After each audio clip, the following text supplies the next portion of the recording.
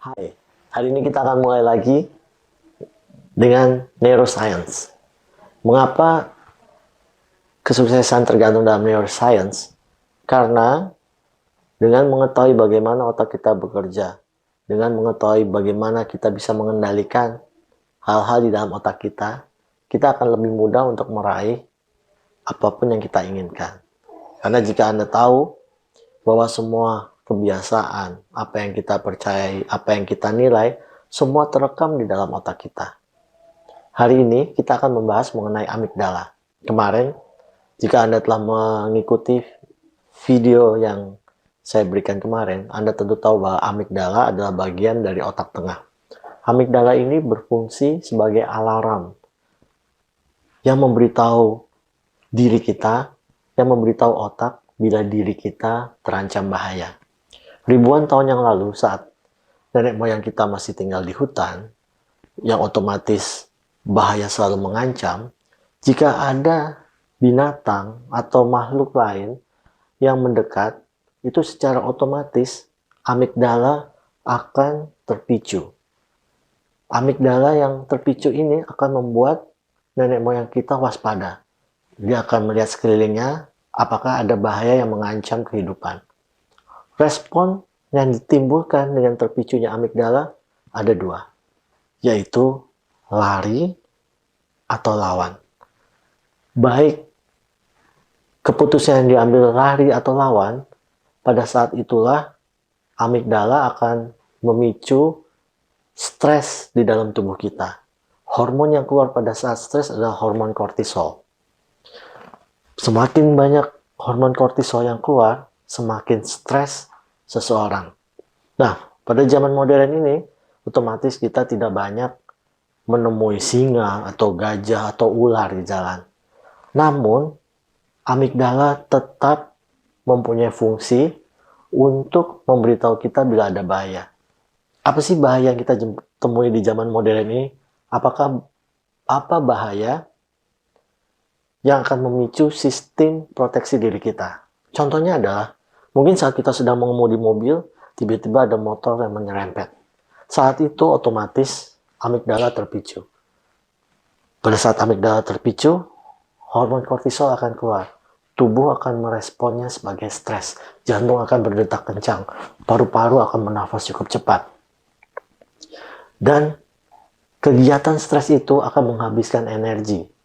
Akibatnya energi yang seharusnya bisa kita gunakan untuk menciptakan sesuatu yang kreatif atau untuk melakukan hal-hal yang berguna, otomatis akan terserap habis oleh respon stres ini.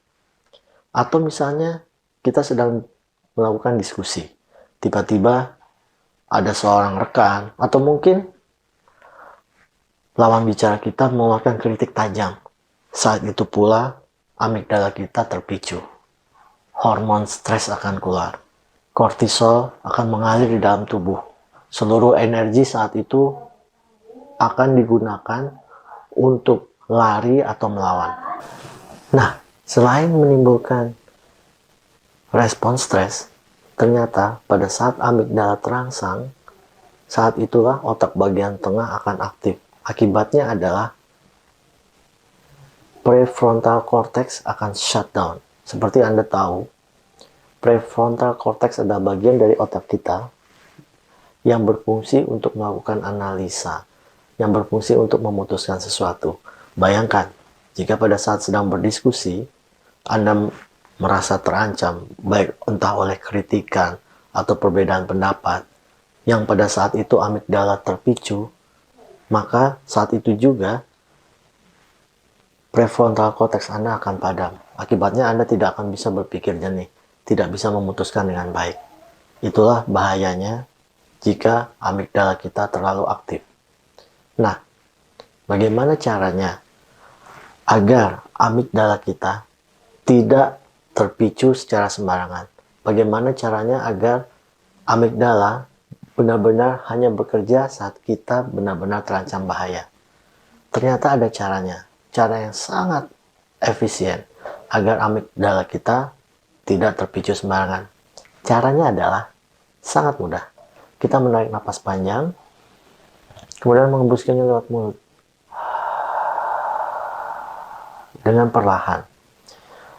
Teknik yang barusan saya ceritakan kepada Anda secara otomatis akan mengaktifkan respon parasimpatis, yaitu jalur saraf di dalam diri kita yang fungsinya adalah meredam stres atau kecemasan.